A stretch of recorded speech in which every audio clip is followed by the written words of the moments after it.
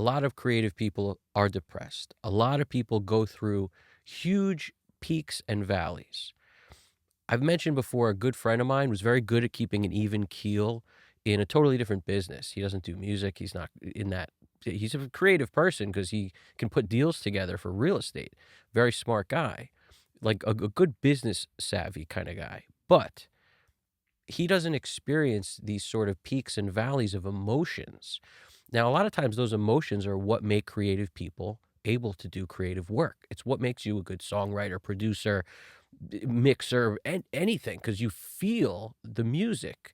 When you write something, it hits you deeply. When you communicate with people, you might get angry quicker, you might get sad quicker, you might get happy. There's some emotional chemical reaction that goes on in people that that wear their emotions on their sleeve, and a lot of times those happen to be people who want to pursue creative practices like being an artist of some kind, being a musician, mixer, producer, engineer, just somebody who finds that they need to be involved in music. It's not always that way, but when you look at a guy like Rick Rubin, he had periods of his life where he was extremely depressed.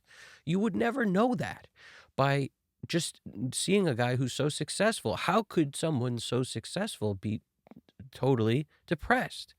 Because being successful has nothing to do with whether you're depressed or not. I mean, look at Robin Williams as another great example. Someone who has achieved so much success, notoriety, people love them, and yet they're still very depressed. The reason there is that you have to realize everyone experiences some sort of highs and lows. That creative people experience them to way greater depths and mountains of these highs and lows. That's really the difference. But everyone experiences them. And just because someone is very successful, you don't know what's going on under the surface. You don't know what's really going on there, which is why it's so important to never judge people.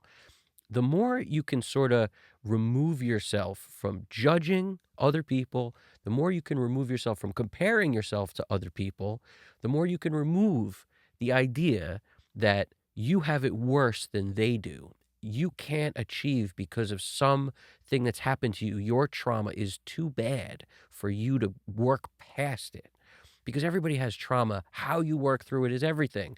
So as a result, the more you can't, the more you say you won't, you can't, the more you come up with reasons why not, the more impossible it is for you to get back to a place where you would be able to achieve, because you're not in this deep pit anymore. You're now working towards your future, towards success with a positive mindset. So positive mindsets are very important, not because just imagining it makes something happen. It's because when you have a positive mindset, it's easier to keep going. That's really all it is. You basically ride the wave of the positive mindset in order to keep going. That's the beauty of it. As soon as you have that positive mindset, you're less likely to stop. So if you just look at it like that, that's the importance of it. It's not because I've never been a fan of like, oh, just you believe it, it'll happen. You manifest it, it'll happen. None of that's true unless you put in the work. Unless you work daily towards a goal, it's not just going to happen. No matter how much you want to manifest it, you have to do the work which proves you really want it to happen, not just you say you want it to happen. So once we line all these things up within ourselves, and we realize that nobody has it better or worse. We have no idea what's going on with anybody under the surface. As a result, whatever you feel that is terrible to you, I'm not diminishing that, but what I'm telling you is you can get past it, just like all these other people who have ever achieved anything have gotten past it. You can get past it. You don't have to let it bring you down, because literally that's the thing. Rick, extremely depressed. He went to a place he always used to sort of unwind and come out of his depression. It didn't work. He prayed for a sign to keep going, and he got one. He got a sign. Literally the atmosphere changed. Like he was basically just looking at the sky, and all of a sudden the sky turned orange, and what he said was it was basically the craziest thing he's ever witnessed in terms of the sky giving him a real symbol that he wasn't alone. Just an act, something like that happening made him feel connected with something bigger, which made him feel like that was his sign to keep going. We don't need big, huge symbols like this to keep going. If you're open-minded enough, you'll catch something out there that will tell you to keep going. You have to be listening. You have to allow yourself to sort of not think you know the answers, not think you won't change your mind. You have to get rid of all the stuff that makes you stay where you are. And a lot of that is ego related. A lot of it is, you're might be thinking that, you're too good for something. You're too good to do something. You're too good to work with someone. You're too good to, to put up something that's beneath you, or all these thoughts of you're too good, so you won't. It's just another excuse. Get rid of the ego, stop comparing, and you'll have a way better shot at being happy and being positive, which will allow you to keep going forward. So, go with that. And also, the best thing you could do is control what you put in. So you decide what you're listening to, what you're taking in, because we are a sum of every single thing we take in. That's what we use to create our art. It's what we use to fuel our positivity. It's what we use to fuel our everyday. The food we give ourselves is what we take in.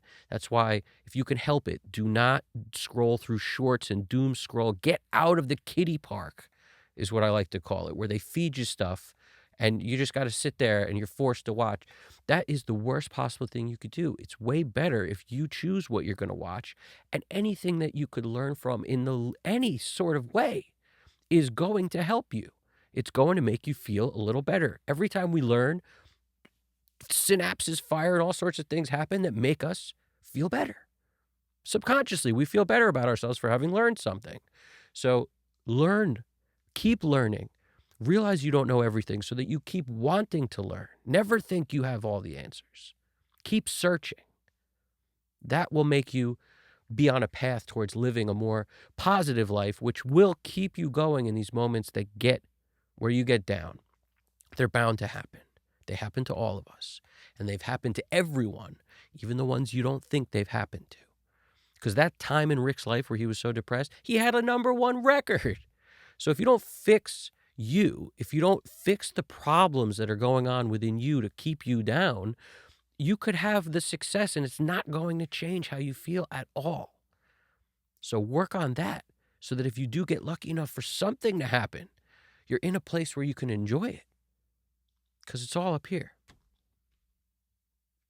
Talk to you guys soon. Leave a comment. I appreciate it. The conversation helps for everyone who's going through anything like this. Evan Jaffe, Custom Cut Studios. You guys got this. Take it easy.